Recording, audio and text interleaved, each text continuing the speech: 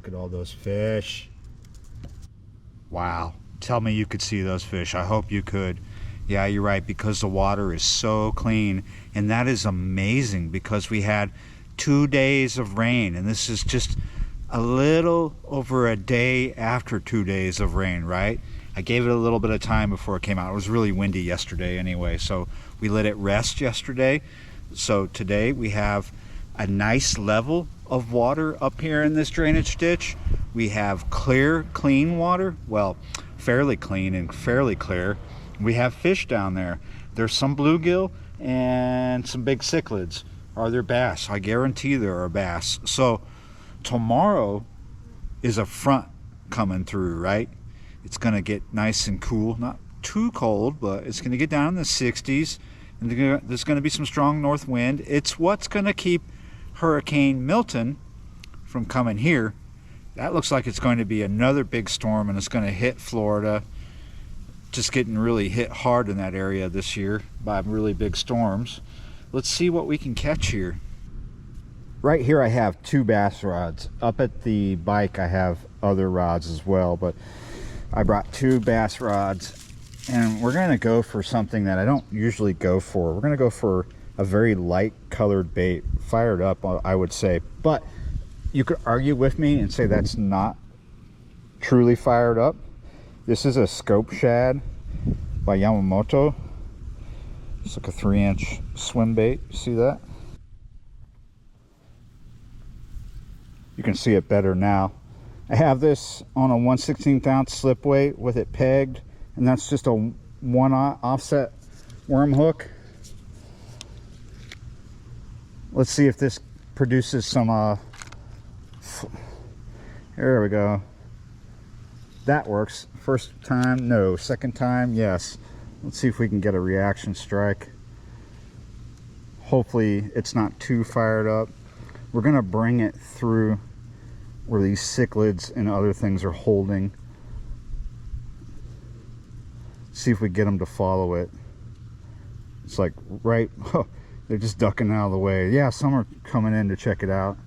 It might be too fired up. They see it though. They're all coming to greet it. There's a lot of fish right here. Sometimes that's the case here. You can see the fish.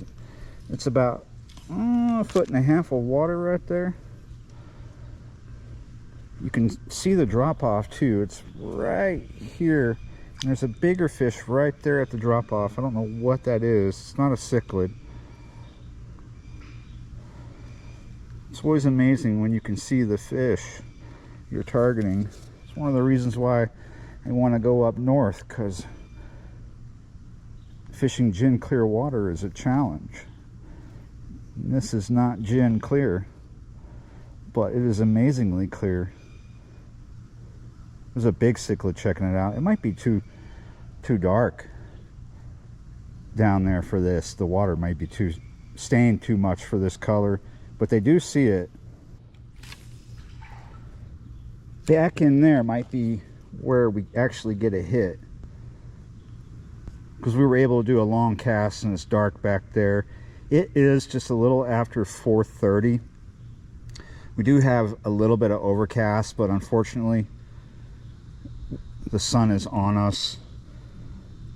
Sunset is at 6:39 for me today. We should be able to catch something before then, but I think we might want to switch things up a little bit, get away from the bass tactics here, and do some other things. And never mind, I didn't even feel a hit. I just saw the line move all of a sudden. Oh my goodness, I didn't do a good job with that. I just wasn't paying attention. I didn't realize my line all of a sudden was like going whoop. Oh well, it happens. There we go. You didn't get away that time. Wow, this swim bait is actually working out. I mean, I tell you, at first, even when I was in the store, I was like, my friend was like, no, they're working. I just was like, not confident. We got a dink. Sometimes that's what you got to do. You got to switch to a very small swim bait. We're going to put a fresh one on, so that means you get to see the pack. There we go. It cost me $6, but I would say they're worth it. Yamamoto baits, yam shad, sexy shad is what this one's called. Also scope shad, yam shad, sexy shad. It says it all right there. Get another one on. I just find it amazing that these work so well. Well, my friend says they were working 100% for him, and I just had some really good experiences with them, so I'm going to say they're working well. Kind of feels like spring here when fall hits, but in a lot of places you're going to have the same sort of effect. Might not feel as much as like spring as it does here, but you're going to have the same thing going on with the bass in early fall and other species as well. They're going to start hitting live baits, and sometimes you want to switch to the appropriate size. It's what we would say, we'd call it matching the hatch, right? A lot of people were like wanting to go to big baits always, right? Sometimes small baits is where you want to go. Back in there, let's see if they just pick it up, because this is so light. Oh, I'm watching the line. I don't have anything quite yet, but something did peck at it. I felt that. There's a lot of action with this bait. I can fish it slow. It's not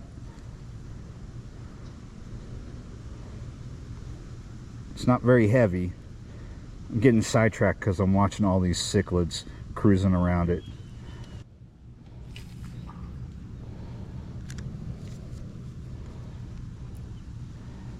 Again, I'm just going to kind of pop the line and bring it out slowly, very slow, creep it slow. See if we can get something to just pick it up and race out with it. Who knows how many are back there. So far we've pulled 2 out, 1 we lost.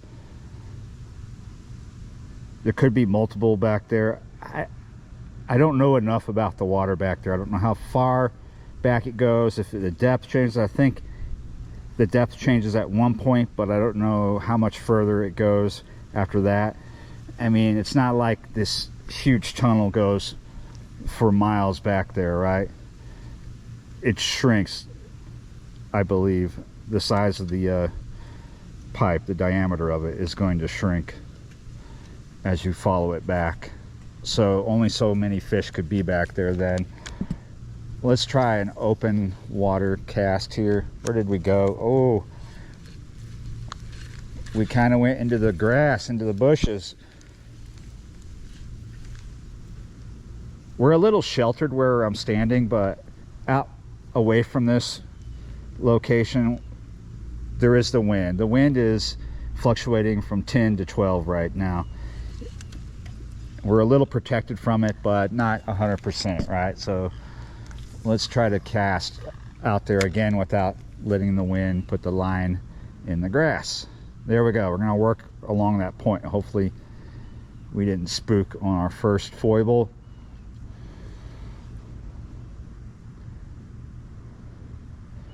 Just bring it along.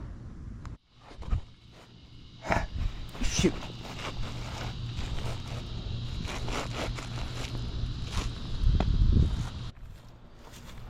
These particular baits seem effective, but they're also, in their own way, defective. They're very soft, right? I've just noticed that it is super easy after a couple of fish hit it, whether they're bass or not, really easy for it to tear up. Yamamoto baits are kind of like that. So this bait is trashed, right? Let me let that fall down to where it's not so precariously positioned. What we're going to do is we're going to wacky hook this. Just simply through the body like that. Nothing special. not switching to a wacky rig or anything. And we're going to drop this straight down and jig it vertically because the nose is so messed up, and it's just 2 casts and it was trash because the fish hit it and tore it up. May have been a cichlid that hit it because it didn't feel like a bass. But let's see if we can just get something like this. Probably can. Ah, we had a hit. One more. I have a lot of acquaintances, people I've met and sometimes hang out with a lot, that do not like Senkos because of the expense and the fact that they find them to be very soft. Therefore, they feel like they go through too many for the cost. I don't necessarily feel that way about Gary Yamamoto's Senkos, but I may be developing that opinion about this bait. I only say I may be developing that opinion. Oh, I just remembered something that I need to clarify. When I was saying that my friend said that this was 100% working, I'm just referring to the color because he wasn't throwing this brand. He was throwing another Japanese brand of the same color that we just couldn't get at the store. One of those things you have to order, right? So exactly the same color, just a different pour, different. These are Yamamoto, so it's not like a cheap substitute for what he was throwing. Very equal. I think it's working because of the flash. It's just getting attention. There's a little bass just came out of there. Well, I may have had like some interesting experiences right off with 2 bass, and then something else tore up my other one, my second one. However, I'm not going to just like keep going on and on as if it's crazy right now, the bass bite. I think it's just a reaction bite that we got, and mostly from back in there where it's dark, right? And we're probably not going to get another reaction bite if we keep on going like this.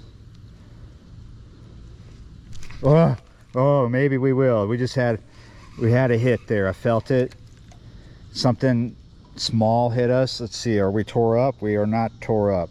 Oh, so maybe I'm not forming the opinion that these tear up too fast for the cost. But it is one of those things that you're not going to use every day, because it's, you know, it's not every day where it's more productive to throw a small bait. But this is a great place for throwing a small bait. So if you fish places like this all the time and you're always throwing a big bait and never catching anything, well, I advise you to try a small bait. Well, I'm not saying you shouldn't throw a big bait at a place like this. Maybe not every day. Switching it up. Not even going to cast that out there. We're just going to put it right here. We can see that avocado chartreuse jigging skirt. We can see a whole host of cichlids and gills coming over to check it out, like a horde of them. Let's lower the depth. We don't have enough under there. Wind feels a little chilly, as if the front is trying to get here, but it's not. It's not going to cool off tonight. It's going to be in the 70s. Tomorrow night will be in the 60s. So we're not quite there yet, but the wind does have a coolness to it, and I wish it wouldn't pick up, but it is what it is. Stuff is coming. Wow, there are so many gill that just, and cichlids right here, they're just not into this jig. I've got other things that they might be more into. I could put crappie bites, crappie nibbles on the jig. I don't feel like it. I don't want to do that just to catch a bunch of cichlids. It's mostly what it is. There are other things I see down there, but all the big things appear to be cichlids that are hanging out in this immediate area right here. So nothing wants that jig, so I'm not going to keep messing with it. We're going to just sit here for a little bit till I feel like it is time to go back to artificials.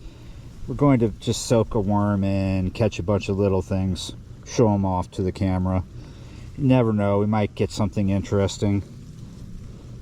But yeah, that's what I got to do sometimes when I want to catch stuff on artificials and I'm limited with where I can fish from.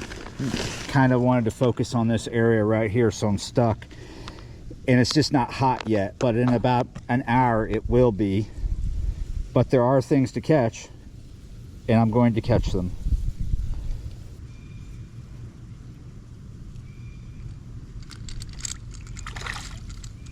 Hey, it's not a cichlid. Yeah. There was quite a few bites from little stuff before I hit you, but yeah, you're right. You can go home though. Wow, lots of little stuff.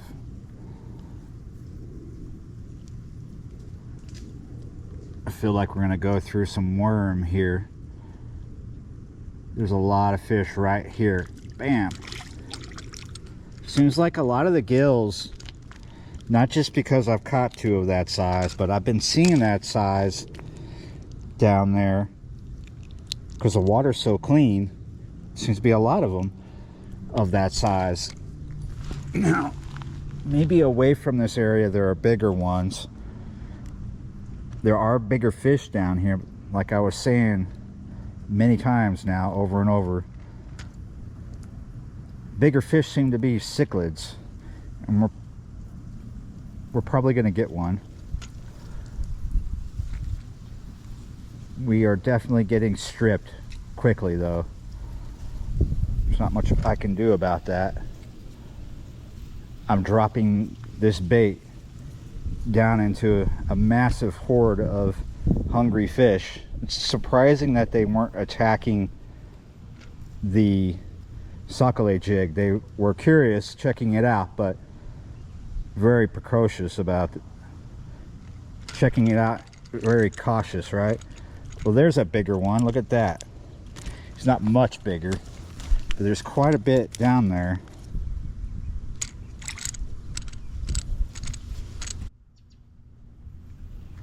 Always nice when a cloud gets in front of the sun. Oh, better fish, better fish. What do we got? Oh, it's not a cichlid. Look at that. Look at the size of that. That is awesome.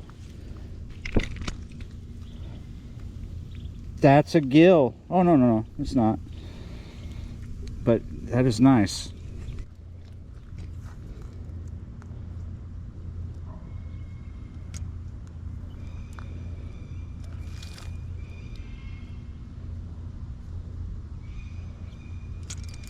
Another nice one coming up. Look at the size of that one. Oh, we're on the grass. Oh, that's even a better red ear. Look at that. Oh my goodness, yes. Oh. These come up here to feed. They don't live up here.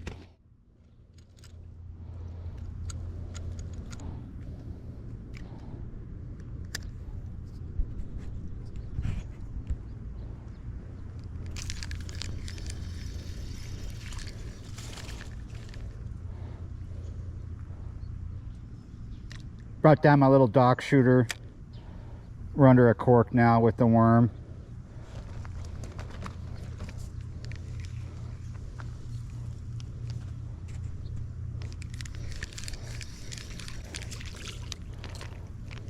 Nice.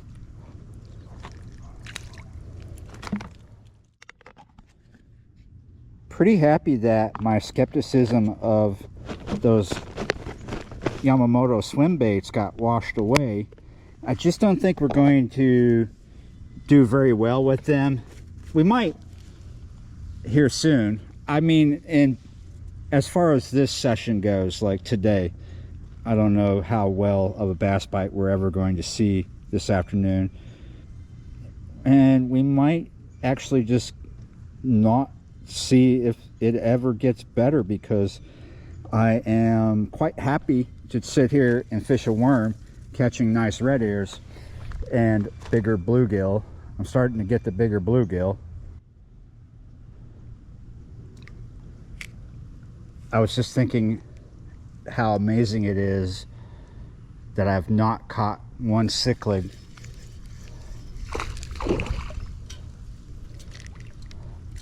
Ah, that was a bass. Got wrapped around some weed. I'm seeing just tons and tons of big cichlid, and I've not yet caught one, which is a good thing because I don't really like them that much. I will eat them, they're not bad. I'm just not the biggest fan in the world.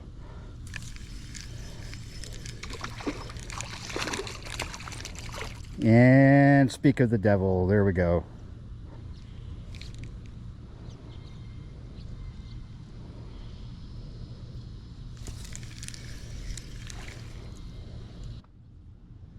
I've not caught a big red ear in several fish. I've got a pretty good depth. I'm right off the bottom, but I'm not getting into the big red ears. I was thinking because I caught two pretty much on top of each other that maybe there was a bunch up in here, because sometimes that's what happens. They all come up in here on occasion to feed, right? There'll be a lot running up in here. They're not, you don't always bang into big red ears up in here. It's good when you do, though. So I'll tell you what I'm going to do real quick. Let's switch to the drop shot and see if that improves our red ear catch ratio. All right, right there in front of the culvert. That's where we were getting them. Are they still hanging out? Getting a bite right off the bat. Had something little pick us up. There's a lot of little things here.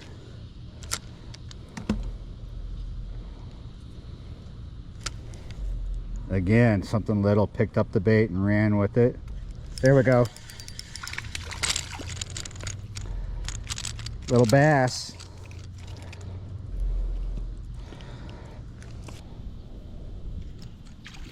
Nice. No, not nice. It's a cichlid.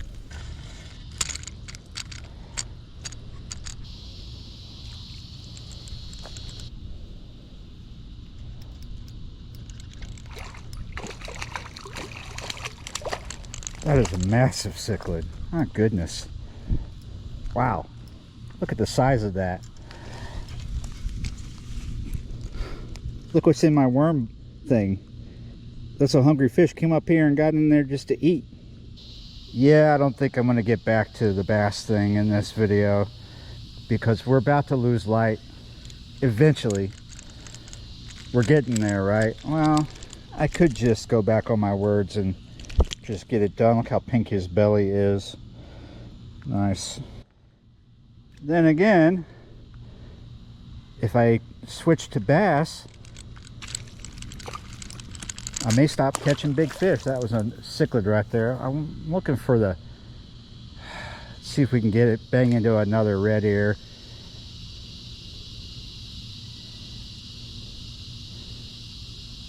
Seems like we're catching more cichlids now than we did when I first started with the worm. And I think, yeah.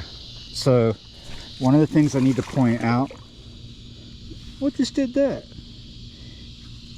Is to keep catching big fish, I gotta have some worm hanging off. It doesn't have to be like a whole worm on this hook, but we need to have it wiggling off like that. That does mean that we can get stripped really fast, but if we just have a little bit of worm on the hook itself and nothing hanging off, we're probably just going to catch little stuff. But having a big wiggly bit hanging off really attracts a fish fast, like this gill right here. It was like instant. It was like a match to a can, you know, like dropping a match in some gas. Whoa, nice hook job. There you go. Whoa, this has been a very fun afternoon of multi-species fishing. Yeah, you're right. And now we're at the end. I might actually fish again later on in the dark. I don't know, maybe. But yeah, you're right. Thanks for watching, liking, sharing, commenting, subscribing, being a member of the channel, and I will see you next time.